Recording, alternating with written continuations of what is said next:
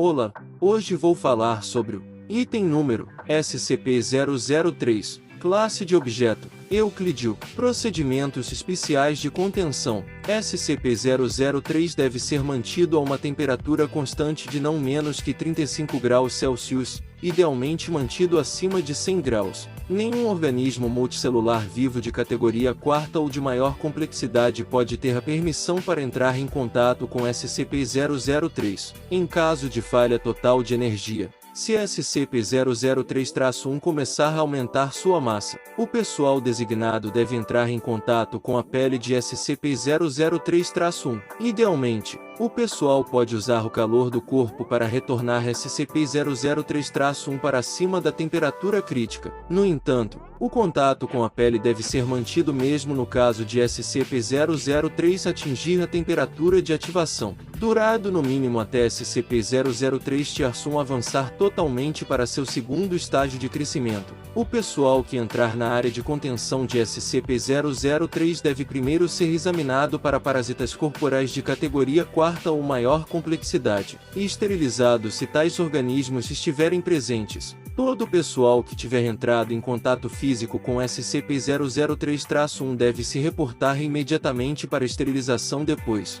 SCP-003-1 não deve ser removido de SCP-003-2, exceto em caso de procedimentos de emergência detalhados acima. Qualquer mudança significativa na atividade única de SCP-003-2, incluindo padrão, frequência ou cor, deve ser relatada dentro de 3 horas da ocorrência. A cessação da atividade única deve ser relatada imediatamente. SCP-003-2 deve ser abastecido com energia através da fonte designada gerador 003-X, em todos os momentos.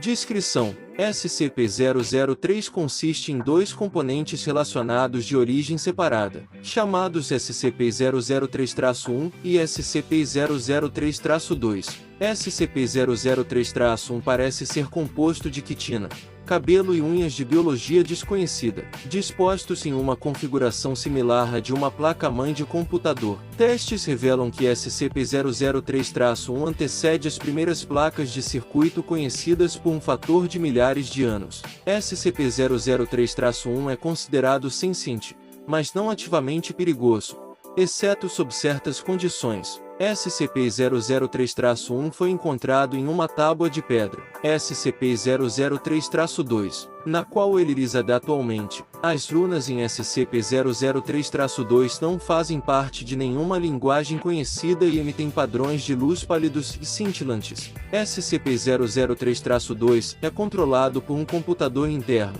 não biológico, cujos conteúdos são em sua maioria inacessíveis sem risco de danificar SCP-003-2. SCP-003-2 é capaz de emitir ondas controladas de radiação, incluindo calor, luz, e tipos de radiação anômala. SCP-003-2 contém uma fonte de energia interna de natureza anômala, que parece estar perdendo energia há vários séculos antes da descoberta. É considerado provável que SCP-003-2 tenha sido criado com o propósito de conter SCP-003-1. Dados parcialmente interpretados recuperados de SCP-003-2 podem se referir a um evento passado ou potencial futuro de reestruturação da classe L, causado por SCP-003-1. SCP-003 foi localizado pela equipe de visualização remota S.R.V-04-Beta. Parece possível que S.R.V-04-Beta tenha sido contatado deliberadamente por SCP-003-2. Outras organizações também foram alertadas sobre a existência de SCP-003,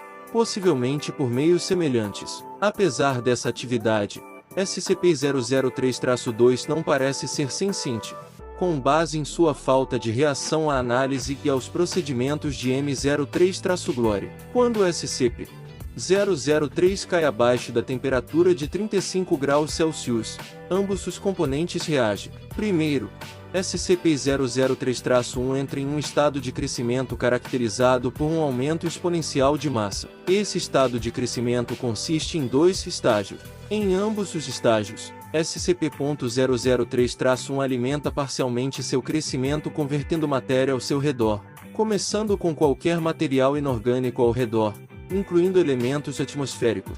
Então material orgânico não vivo, incluindo células de pele morta, cabelo, quitina, esmalte, queratina e outros materiais biológicos. O primeiro estágio é sempre o mesmo. SCP-003-1 primeiro aumentará sua massa, então tomará uma forma similar a um ofiuroide, estrela quebradiça, de 15 metros de diâmetro, incluindo o que parece ser um processador central de 3 metros de diâmetro. Ele formará órgãos sensoriais que parecem escanear seu ambiente ao redor, e converterá parcialmente a área ao redor dele em uma substância anômala não identificada. SCP-003-2 parece imune à conversão. O segundo estágio descreve uma alteração de crescimento que ocorre quando SCP-003 entra em contato com material orgânico vivo. SCP-003 parece se moldar a partir do material orgânico e tentará se comunicar com organismos que correspondem ao seu molde, ou moldes, iniciais. Em seu terceiro estágio, SCP-003-1 pode pausar, desacelerar ou alterar seu crescimento, e também converter elementos orgânicos inorgânicos e não vivos em estruturas funcionalmente semelhantes, ao mesmo tempo em que altera anomalamente sua composição física. Enquanto o crescimento é consistente no primeiro estágio, no segundo estágio a taxa de crescimento de SCP-003-1 é diminuída em 90%, enquanto SCP-003-1 permanece em contato com material orgânico vivo. A porcentagem é determinada pela complexidade do organismo em contato com SCP-003-1. SCP-003-1 parece dedicar uma grande quantidade de poder de processamento à análise de material orgânico vivo. Durante cada um dos estágios de crescimento de SCP-003-1 e SCP-003-2, libera rajadas de radiação que inibem temporariamente o crescimento de SCP-003-1, ou revertem esse crescimento quando a temperatura de SCP-003-1 sobe acima de 100 graus. Emissões de radiação semelhantes foram replicadas ou registradas por outros meios anômalos. A biologia de SCP-003-1 tem sido objeto de estudo extensivo. Elementos significativos foram identificados semelhantes a SCP-1512 e SCP-2756, os dois últimos dos quais não têm mais nenhuma conexão confirmada com SCP-003-1 e nenhuma conexão conhecida entre si, e nenhum dos quais é totalmente compreendido, tecnicamente, ainda menos compreendido do que SCP-003, graças à extensa pesquisa interdisciplinar sobre os objetos SCP-003. Até o momento, nenhuma análise convincente foi apresentada que explique satisfatoriamente a conexão de SCP-003-1 com esses objetos SCP ou outro, nem sua conexão com a tecnologia moderna além da aparência e potencial mimetismo por meio de mecanismo desconhecido. Adendo 003-01, agindo de acordo com informações coletadas a partir da análise linguística das runas de SCP-003-2 e análises de dados comparativas, a equipe de pesquisa M03-Glória foi capaz de criar um vínculo entre SCP-003 e para analisar suas funções. SCP-003-1 deve agora ser considerado sensível e mantido constantemente, a, no mínimo, 1 km de distância de e do subproduto resultante deste vínculo. Adendo 003-02, a perda de energia de SCP-003-2 foi exacerbada pelos procedimentos realizados por M03-Glória, sob ordens de O5-10. M03-Glória prosseguirá com os procedimentos. Adendo 003-03 durante os procedimentos realizados por M03-Glória. SCP-003-1 duplicou sua massa e deu início a um crescimento estrutural acelerado. A temperatura foi imediatamente revertida a 100 OC. O crescimento de SCP-003-1 continuou por 9 minutos e 6 segundos, e parou após receber um pico de radiação produzida por SCP-003-2. Em seguida, SCP-003-1 reverteu ao seu estado normal após 3 minutos e 39 segundos.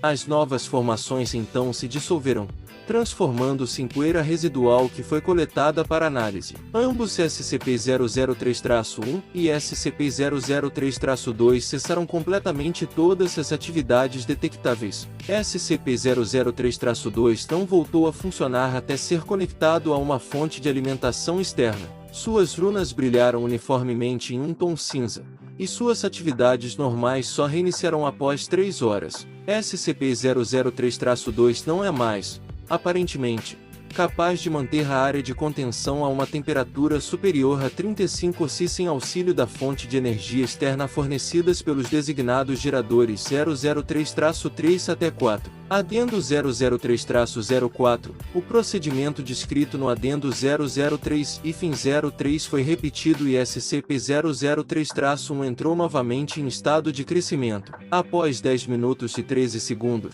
SCP-003-2 produziu novamente um pico de radiação. O crescimento de SCP-003-1 parou por 36 segundos, e depois continuou com velocidade normal. Após quadruplicar sua massa inicial, SCP-003-1 formou um casco e um corpo coeso. Após sondar o ambiente ao redor e converter parcialmente a sua área de contenção, SCP-003-1 então violou a contenção, entrando na sala de observação onde estavam presentes 9 membros da equipe M03-Glória. Ao entrar em contato físico com os indivíduos da equipe, SCP-003-1 os englobou em apêndices que cresciam rapidamente e SCP-003-1 deteve seu crescimento por 15 minutos.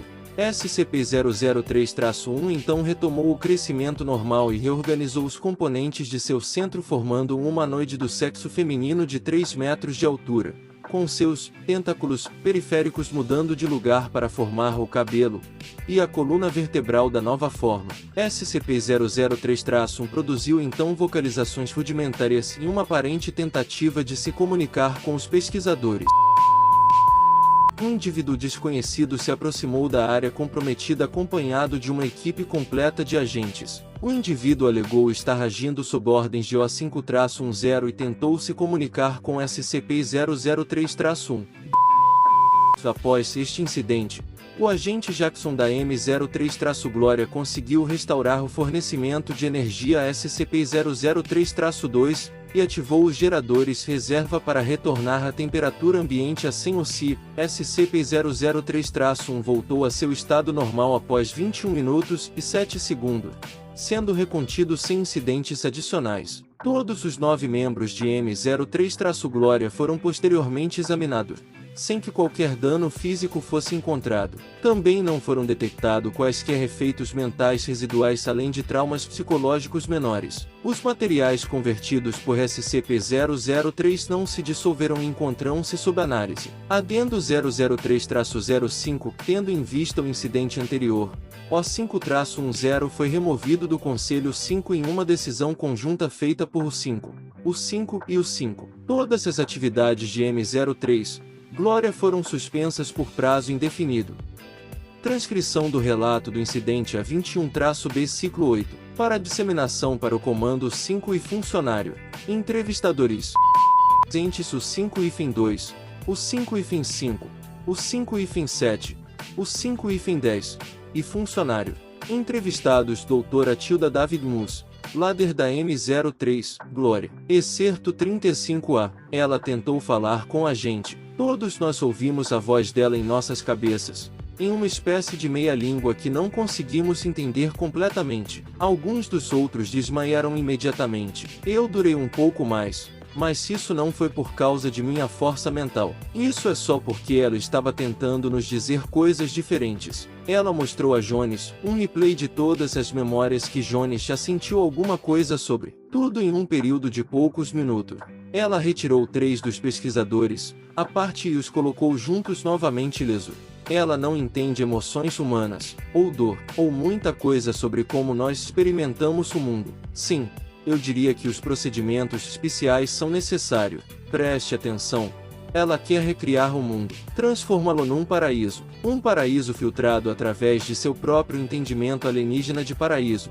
Mas ainda, um paraíso criado para nós, para a humanidade. Ela ficaria feliz em criar um paraíso para qualquer organismo suficientemente complexo que ela se deparar. Qualquer coisa com uma mente complexa o suficiente para aceitá-la. Digo, um cão, ou uma mosca doméstica. Se ela respirar novamente, temos que estar lá primeiro. Como seria isso? Eu não sei. Ela nos mostrou imagens, não imagens completas. Eu posso vê-las em minha cabeça, mas elas não são como foto.